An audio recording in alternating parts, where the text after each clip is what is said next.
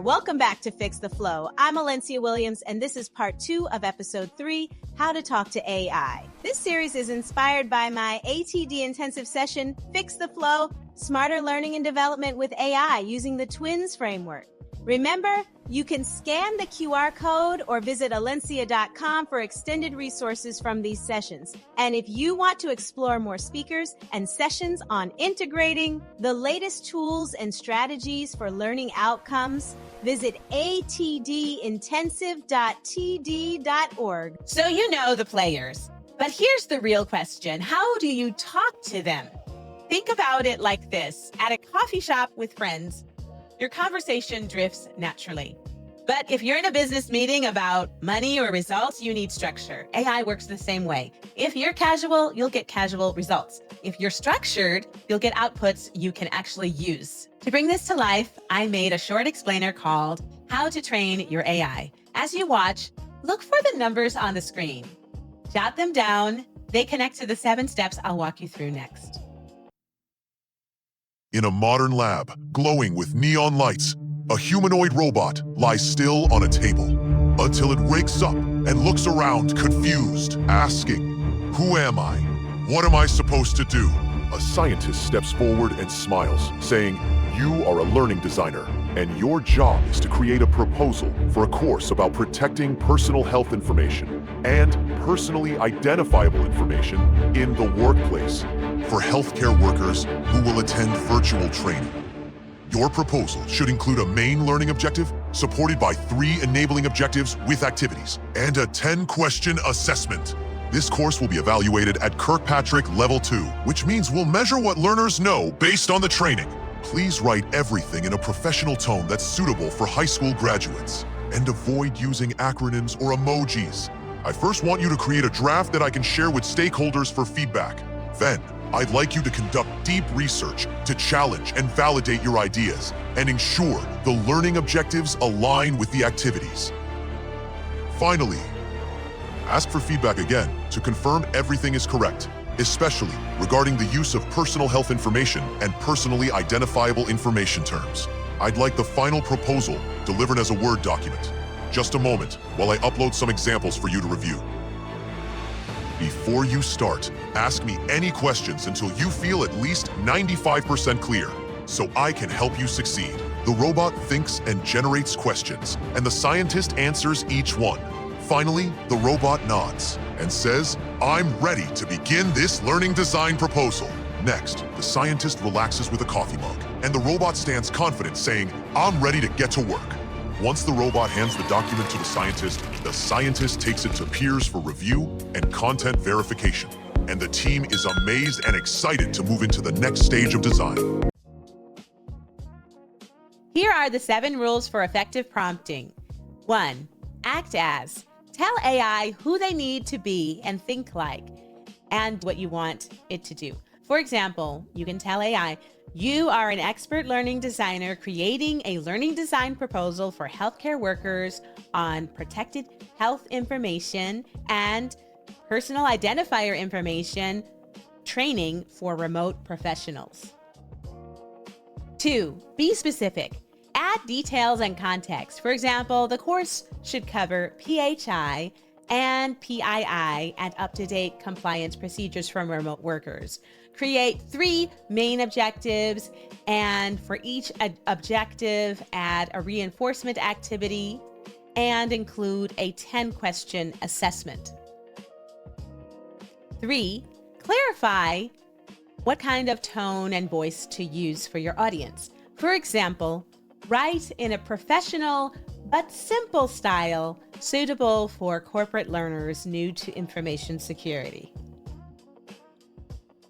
4. Then tell AI how to administer the information. Explain, for example, you can work phase by phase, have it draft you something, critique it, and then refine it, or step by step, asking for one part at a time. Breaking down your request often gets you clearer and stronger results. For example, first give me a draft outline, then critique it using deep research, and finally refine it based on my feedback. It's very important that you ask AI to critique you. Yes, it's critiquing itself on the best information out there.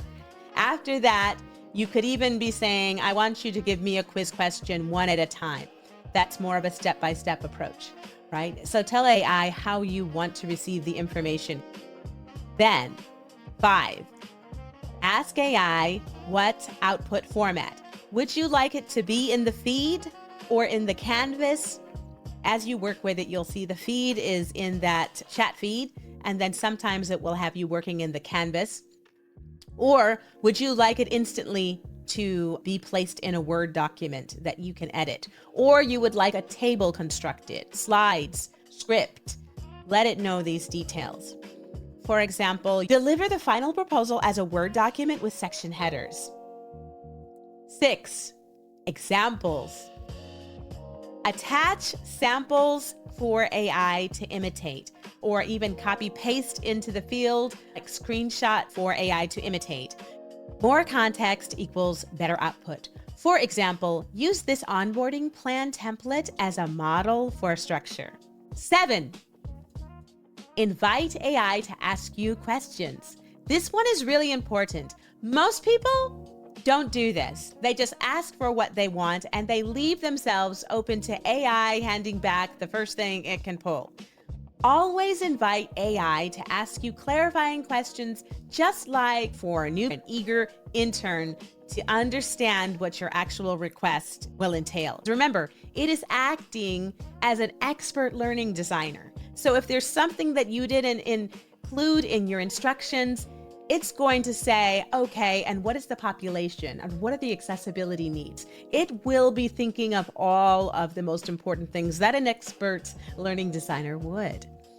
So for example, you might say at the end of your prompt, ask me any questions until you're at least 85% confident you understand my request. This is one rule that can make a huge difference. And then 8, objective check. This is a bonus step handled offline. Always validate AI's output. And that means read what it gave you. Run it by an objective reference for wording and have other interested parties or an expert review what you put together before making it official. Don't just paste and send. That's probably one of the main reasons you will sound like you have brain melt, because you don't check your output. So remember to write all of this together. Once it's ready to proceed, AI may ask you those clarifying questions and then generate your first output. If it ever tells you, oh, it may take some time or I'll ping you when it's ready, that could be a hint that your ask is quite broad and you may need to recommend, let's break it down into smaller chunks. Here's another check-in. What's the final step in the ACT method? Choice 1, define role. Choice 2, give examples. Choice 3, invite questions. The correct answer is choice 3. Always check with humans. AI doesn't know. It predicts using information that's already happened. That means it can also make things up if it doesn't have enough information or some parameters are protected.